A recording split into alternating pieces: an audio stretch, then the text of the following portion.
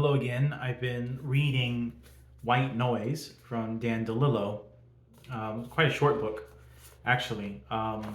Really enjoying it. I'm about halfway through it right now. But I've been thinking about something. Something's been sort of circling around in my mind as I read through this book, and it's excellently written, by the way. I can tell why this was sort of the breakout book for Mr. DeLillo and how he became such a world-renowned author after people started to discover this book. Although I plan to read his previous novels and the novels that came after. This is my first DeLillo novel, but it's beautifully written. But something I notice, especially about the whole first part, so the first part of the novel is, let me show you, it's called Waves and Radiation, and it goes all the way to here. So it's probably the first quarter or so, maybe maybe it is about the first third of the book. You can see there in the bottom, or the first quarter, somewhere in there. I'm not sure. There's practically no plot, right? And this is a critique, a criticism that people have about so-called literature books or literary novels, as opposed to genre fiction novels, a fantasy novel or science fiction novel, a thriller, a mystery novel, something like that. Those books are plot focused.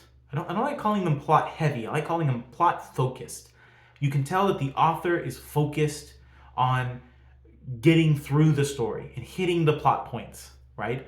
Maybe they're following a 3-act structure, a 4-act structure. Maybe they're discovery writers. They're writing by the seat of their pants, and they don't even realize that they are following some kind of structure. But they're following a very specific story structure, hitting plot points, and they're racing along to the conclusion. That's how many genre novels are written. And then you have genre fiction writers, let's see, China Miéville might be a good example. What's the guy who did Avarat? Clive Barker. I had to look over at my bookshelf to remember. Clive Barker. Those two are much more literary, even though they're very genre. They are science fiction, fantasy, or some combination of those two. But when you talk about literary novels, literature, they're often very light on plot. They're not focused on plot. And so things happen that aren't necessarily plot points. And so then it makes you wonder, right? If you're used to reading sort of snappy genre fiction that feels more like a Hollywood movie, and then you read something like this and it just sort of meanders along, and you follow people to the grocery store, and then they go home, and then they're eating dinner, and then they're at work, and then they're back at the grocery store. People spend a lot of time in grocery stores in this book. That's kind of a theme that recurs in the book. That's fascinating, but nothing's really happening. People are just kind of doing things, and they're sort of you get this sense that they're floating along, and they're thinking about things, and they're talking about things, but it's not really leading you anywhere. And you can tell that there are certain things that are sort of plot like, in that they might be foreshadowing for future events. But those things are the exception, not the rule, right? The majority of what happens just kind of feels like it's just happening. And so why would you read a book like that, right? Why would someone write a book like that? And it made me think about how that's sort of kind of like life, and it kind of relates to a lot of things. Literature, with a capital L, literature is not about the destination. It's not about sucking you in and pulling you along as quickly as possible to the climax, to the big boom at the end, the big final battle, like a superhero movie. But instead, it's about the journey. It's about the meandering. That's the point. The point of the book is the meandering, is the conversations and the descriptions, and just sort of you're getting a window into the ways of thinking of these people. You're getting a window into the way of thinking of the narrator, because it's a first person narrator. You're getting a window into the way of thinking of Don DeLillo because of the unique way that he writes, the unique way that he describes things, and the decisions that he makes throughout the book. So you're just sort of experiencing other ways of thinking, unique ways of speaking, unique ways of reasoning on things. You're experiencing a critique on American culture and consumerism. That's kind of a key point in this book, because they keep going back to it. So it must be something Don DeLillo was thinking about a lot, and he wanted to put in this book the idea of consumerism and American fascination with grocery stores and malls and shopping and buying and selling and so forth. That's obviously a big thing here. That's the point, right? This kind of literature is about the journey. It's not about the destination. And that made me think about the foreword to The Stand by Stephen King. In the version of The Stand that I read, was sort of the 30th anniversary version. I don't remember what it was called, but it was a re-release of The Stand.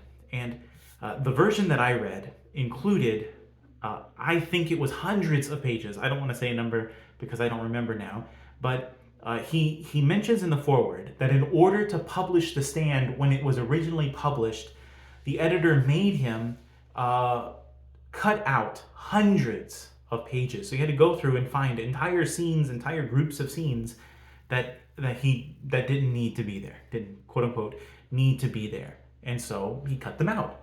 And so The Stand that released originally in the 70s, I think, or 80s, whenever it came out, was a much thinner novel. It was still a monster novel, but it was much thinner, hundreds of pages thinner than it should have been. And then, now Stephen King got much more famous, and, people really want to read his stuff. And so he was able to release a version of the book that reinserted back all of those cut scenes and words.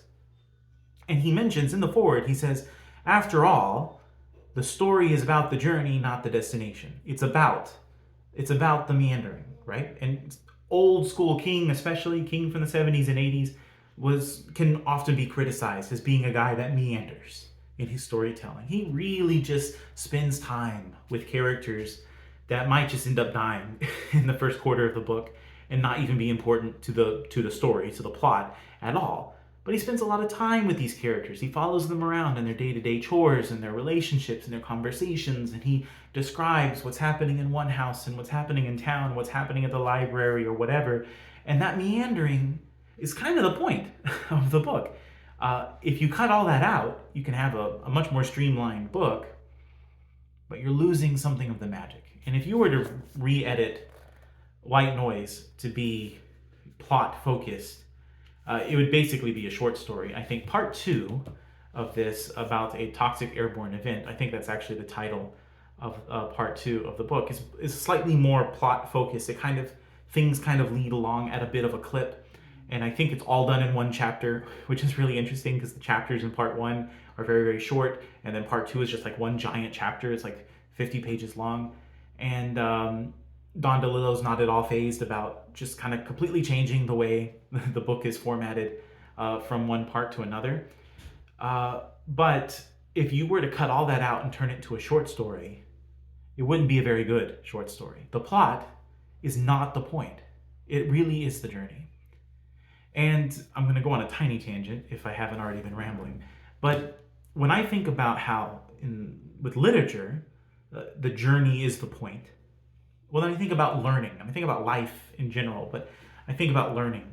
And I have all these books on my bookshelf, and I'm reading, and I'm trying to learn all these different concepts because I want to put them together in a unique way, because I'm trying to write certain projects, and I need these ideas to fit together so I can figure out what exactly I'm going to write about in this upcoming project.